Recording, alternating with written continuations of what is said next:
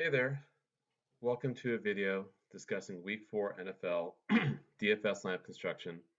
This is Gus Amashi from Sportsmanac.com, and we're back to talk about some more fantasy football. Last week, not the best week possible. We were correct in predicting that New Orleans and Atlanta would be a shootout. Not getting the right combination of players didn't bode well for us. Chiefs were also a good option, but they seem to always be a good option with great offense.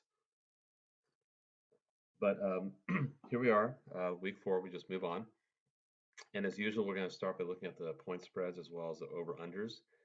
And we do see that the highest over unders belong to Cincinnati, Atlanta. Not a surprise, given that Atlanta has been in some shootouts lately.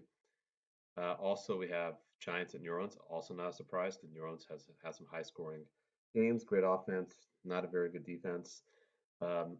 That game is going to be at New York, though, not indoors. And those are pretty close games with the point spreads. A 4-point spread for Atlanta, 3.5 in favor of New Orleans. So it should be close games. We should probably expect high 20s or low 30s for both those teams. Another game that could be pretty high scoring is New England or Indianapolis, potentially Tampa Bay, Chicago, Oakland, Cleveland. Instantly, Chargers have the biggest point spread at 10 and favored the over at 46. So if you do the math, the implied point total for the Chargers is 28. So that's probably one of the higher point totals that we could see for tomorrow. So that's another team to consider. So we're going to really put our focus on Cincinnati, Atlanta, Giants, New Orleans, Chargers, maybe sprinkle some Colts and Patriots. I think those could be some good options for us. Not really too interested in all the other games with point totals of like low to mid 40s. So now we should look at the weather. Let me go to the slideshow. There we go. Okay, weather should not be an issue. Seems like weather's gonna be pretty good in most places, around 70 degrees. Um, we have 4 afternoon games, one inside Arizona, a couple in California, one in New York, but weather should be great in New York. So again, nothing too hot, nothing too cold. Um, so weather's not gonna be an issue, but always kind of good to check. So here's one potential lineup. Both these have Philip Rivers. This is FanDuel off the left, DraftKings off to the right. Ezekiel Elliott. And actually, if we go back and look at the Dallas point total, not really great, but we're going to talk about why we like Zeke in a little bit. Um, but again, we have a player from the Bengals, we got a player from the Giants, we got the Chargers passing offense. We do have another Bengal, Tyler Eifert. We have a tight end for the Colts, Eric Ebron. We got Sony Michel from New England. So let's talk about why we like these guys. So let's look at Philip Rivers. He's a quarterback we're really going to target. Now, yes, they are favored by 10 points. The game could be a blowout, but here's where it gets kind of interesting. If you look at some of the career splits for Philip Rivers, when the final margin is 15 or more points, now it could be if they lose by 15 or more points, but that's pretty rare because if you look at his win-loss record, he's actually winning most of those games. He's winning by 15 more points. He's been a very successful quarterback for the Chargers. His numbers are pretty good. 68.1 passer completion percentage. We do see his rating as astronomical at 110.3. So some really good numbers. If you do look at 54 games, divide that by 3, that's 16. Actually, it's I should be able to do this math in my head. 18 games, so a little more than a season, but still, those are really good numbers. If you divide that by 3 over a whole season, so we really are feeling very strongly about Philip Rivers here. Some quarterbacks actually do better when they lose because they're playing from behind, but Rivers is kind of quarterback where if his team's winning, especially by a large margin, we expect him to do well, especially if you look at the career splits for when he wins games. That's what we notice. So definitely Philip Rivers is going to be the guy that we're going to target for a quarterback. For running backs, we like Zeke, Giovanni Bernard, and Sony Michel in the flex spot. Bernard is moderately priced. Michel is pretty cheap. Zeke is going to be one of the more expensive running backs. But why do we like Zeke? So let's take a look at run blocking for offenses. And we do see that Dallas is still pretty high up. And this is from Football Outsiders, by the way. So this is looking at offensive lines, how good they do with run blocking. And Dallas is still there, still a top 5 team. Chargers are still very strong as well, especially if Melvin Gordon gets to the second level or the open field. Those are some really strong numbers. The adjusted line yardage is also really good. So you could potentially go with the Chargers, Melvin Gordon, if you don't want to go full Rivers with the passing. But we like Zeke a lot. Again, still a very good run game, still a very good offensive line. New England's also top 10, so it makes us feel very good about Sonny Michel. And even Cincinnati's in the top half. Um, and open field's kind of interesting. If we do get Bernard in the open field, that's really good. New England's been pretty good with the stuff ranked, so definitely I think these are some pretty good numbers from Football Outsiders. That's making us feel pretty good about going with either New England, Cincinnati, and Dallas run games. Now the next slide you see here is run blocking for defensive line. How good at the defensive line is it protecting or defending against the run? Well, Detroit, the team that Dallas is playing, is one of the worst. In fact, they're allowing most running back yards per carry in the league right now, so it's pretty awful. Also, they're terrible in the open field, so you get Zeke in the open field. Good luck catching him. The guy's going to be totally going towards the end zone. Um, New England also kind of not New England, sorry. New England's opponent Miami we don't see here, but Cincinnati's opponent Atlanta not very good defending the run either. So again, these are all pretty good matchups for both Giovanni Bernard and Zeke. Sonny Michel has a slightly tougher matchup, but again, with all the injuries with the Patriots running backs, with Rex Burkhead being out, yeah, I think this is, and also Jeremy Hill is also out as well. So Michelle will get a lot of carries. Bernard should get a lot of carries. Joe Mixon out for the Bengals. Um, and of course, Zeke is Zeke. He's the every down back. Uh, Now, this next slide is talking about some really famous running backs. This is from their Wikipedia pages. And this is focusing on their high school careers. And the one thing I've noticed about running backs over the last few years is that some of the great running backs are the ones who ran track and field in high school, and maybe they continue that in college. Why is that important? It's important because you play football obviously in the fall. What are you doing in the off season? Are you out there partying, being big man on campus, or are you working on your body, working on your game, trying to get faster, trying to get stronger? And some of the great running backs were actually phenomenal track stars. So if you look at the first one, Elliott, that's obviously about Zeke Elliott. Had a great 100-meter dash time in high school. Was a obviously athlete of the year in Missouri. Le'Veon Bell, obviously we know how great he is. You know, was one of the top state performers in the high jump. Gurley, Gurley's incredible. And you can see here, there's he actually competed for Team USA at 110-meter hurdles. World-class hurler and sprinter, as we see right there. So those are good things. We want our running backs, to use the offseason to take care of themselves. Where I'm located, there's local high school where one of our best players, he's doing very well in college. He ran track, and so that really helped him tremendously too. So we really feel that's something that's important. Look at some retired running backs like LaDainian Tomlinson. Well, Adrian Peterson's not retired, but he's getting close to retirement. But obviously, 10.19 seconds, 100 meters. That's crazy good. And there's one down here, Bo Jackson, one of the greatest athletes of all time, was a phenomenal track star in college and high school. So we feel this is important to have.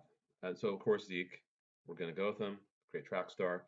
Don't know about Bernard, but Sonny Michel ran track in high school. And so he could be kind of in the same mold of some of these other great running backs that we've talked about. And here we look at Todd Gurley's college stats and Sonny Michel's stats. Not saying Sonny Michel's Todd Gurley. Todd Gurley is, a big guy and very athletic. But both played for Georgia. Todd Gurley was there for 3 years, and then Sonny Michel took over afterwards. And Michel started putting up good numbers too.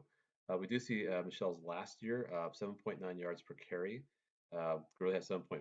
Of course, Gurley did get hurt in the last couple of years in Georgia, but obviously he's proven himself in the NFL. So we kind of like what we're seeing from Michel. If we do see some parallels with him and Gurley, running track, playing the same school, putting up good numbers, and now he's going to have the opportunity to really take over for doing the backfield. And New England needs to win desperately. So I think they're going to lean on the run game to protect Tom Brady. So Michelle could be one of a really great pickup. For receivers, we like OBJ, Mike Williams, and Will Fuller. Um, for Odell Beckham, I mean, it goes without saying, he's one of the best athletes in the league. Mike Williams, kind of the new kid on the block, out of Clemson, drafted really high. He's starting to pick up some steam. Was hurt last year, and probably going to be the number one guy for Philip Rivers, especially if Keenan Allen is questionable. And if we do like Rivers, this is a great stack. Will Fuller is starting to put things back together after getting hurt last year and not having Deshaun Watson for most of the season. Also, from Notre Dame, it was also first round pick. So plenty of talented receivers we're looking at here. And Williams is a really good price. Fuller a little more expensive, but still not bad. OBJ, of course, is going to be one of the more expensive receivers. What you're seeing here is from Pro Football Focus. We're looking at cornerback matchup. So we figure Indianapolis probably put one of their best corners, and maybe even double Hopkins, meaning that Fuller will probably get more single coverage and one of the weaker corners. So that could bode very well for Will Fuller having a great game. Down below, we just see average yards per reception leaders, and we see that New Orleans is one of the worst in the league. This is great for OBJ. He's facing one of the worst pass defenses, so he could really take over there. Um, Here we see the matchup for Mike Williams. So this Williams over here, number 6, and it's Ty Williams, so don't get that confused. Here we got Mike Williams, and he's going against a really weak corner for the 49ers. 49ers don't have strong corners at all. So Philip Rivers is really good at exposing other teams' weaknesses, even though they're here heavily. The game could be a blowout. Still, what if LA goes up 21-0 early in the game? Could be due to having 2 long touchdowns of Mike Williams. So, we could already be hitting enormous value early in the game. Down below, these are the splits actually for Odell Beckham Jr. for his career. And we do see that when he plays in close games, he tends to have some of his better numbers when the margin is 0-7. And actually, in a loss, he tends to do a little better than in a win. So that's something else to kind of consider. Much better at home than he is on the road. He's had some incredible games, especially some of those one-handed, amazing, oh my God, catches he's had on Sunday Night Monday Night Football. So he's at home, probably expected to lose the game by a small margin. So all the numbers kind of work well for OBJ, looking at his career splits. Um, and okay, of course, we should look at his Pro Football Focus matchups, and we do see most likely, Shepard might be facing Lattimore. So OBJ, where he lines up, will probably face one of the weaker corners for the Saints. So we see a huge mismatch here. So it's pretty much, I would say, a grade A rating for the matchup when you look at OBJ against whoever on New Orleans is going to be covering him. And again, the game's at home. And also, this is from Football Outsiders. We look at their defensive numbers and how certain defenses against number 1 or number 2 receivers or other receivers or tight ends. Well, the Saints are the worst. You look at number 1 and 2 receivers; they're terrible. So Shepard might be an option. Everything about that. Niners right there. They're not very good against receivers, as well as the tight ends. That's if you are thinking of maybe Antonio Gates perhaps, but I don't know if you want to go that direction. So again, some interesting options here. If you are thinking about AJ Green, perhaps Atlanta, that could be interesting. Chargers are not very good at number 1 receivers. Marquise Goodwin, but I don't know if you want to put your faith in CG Beathard playing from behind. Who knows? But this is really making us feel extremely good about Odell Beckham Jr. The guy's due to break out. Was injured last year, had some issues with quarterback, but we feel he's going to bounce back, especially with a lot of attention being put on the run game with Saquon Barkley. We haven't talked much about Barkley, but that could be an option too if you want to go that direction, or Melvin Gordon. So here's some alternative lineups. Means we're going to have to pay down at quarterback, but interesting, we could go Derek Carr with Martavis Bryant playing at home, needing a win. Bryant probably won't be highly owned. And we also like the afternoon games if you're trying to, go for that, late hammer in a tournament where, maybe you have all these guys in the morning do great, but then all of a sudden you start losing your position because the afternoon guys are doing a lot better. So we're really going to go heavy in afternoon games. Hopefully, it's not how you start, it's how you finish. Kind of like a horse race, you want to finish strong. So, if you do want Carr in place of Rivers, you can do that. That way you can get Gordon and Barkley, which is awesome. Two really good Running backs both could go off. Hilton we have over here. We have Ridley. Ridley, had a great game, and so we did talk about Atlanta, Cincinnati, trying to get some action there. Um, Allen Robinson we have over here. Of course, Martavis Bryant. Zach Ertz we could fit in if you're paying down at quarterback, so you can pay up at tight end. Um, there's Sonny Michel or James White. There's some options there as well, or you can just replace James White with Sonny Michel if you like. Defenses, we're not going to spend too much time talking about them, but I think we know that Arizona's offense is pretty bad. Buffalo's offense, okay, they did win against Minnesota, but I don't think that's really what to expect. So Green Bay is another option. Philadelphia, we had early in one of our lineups. So yeah, there you have it. We're just looking at the numbers and playing the over unders and the point spreads. Trying to understand the game flow and looking for some of the big name players. And we have a lot of big name players involved in Saints, Giants, of course the Chargers, potentially Colts or Patriots. We like those games. Cincinnati, Atlanta. We also like that as well. So a lot of different directions we can go here, but you know, Rivers I think is going to be the guy that we're really going to focus on. And if you do go Derek Carr, trying to be a little sneaky there, um, we wish you the best of luck. Hopefully he has a great game. Um, and that's just a funny image from a video he did, I think last year for some credit union in Fresno called EECU. All you have to do is go to YouTube and type in Derek Carr music video, and you can see him wearing that hideous leather jacket with tassels. Definitely, it's worth your 2 to 3 minutes of watching. It's pretty hilarious. Anyway, again, wish you guys luck, and we'll check in again next week.